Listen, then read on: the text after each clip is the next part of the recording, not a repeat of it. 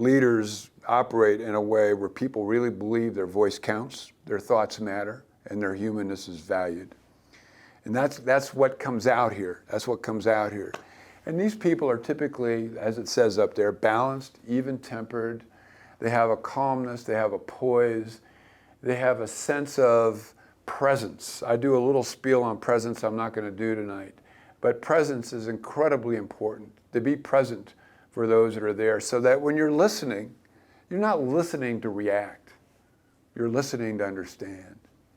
And so when you truly understand what other people are saying, you can associate, you can get into their needs, their wants, their sense of what they're feeling.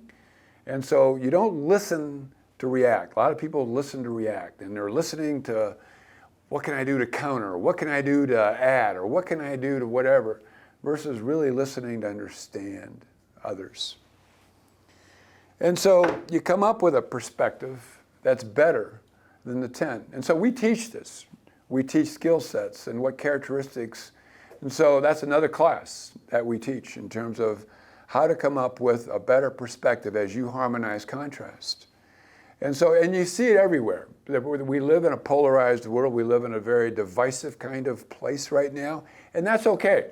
I don't want to minimize the value where the polarization and the divisiveness can happen. Sometimes, though, people dig in their heels so much that you don't reach common ground. Contrasts are not harmonized.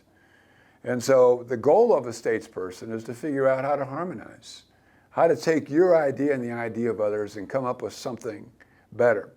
And a phrase that we use a lot in the last bullet there is to create something where the whole is greater than the sum of the parts. Let's say you were all part of ABC Corporation, and you had to come up with ideas that created a bigger profit margin. You're in a for-profit organization.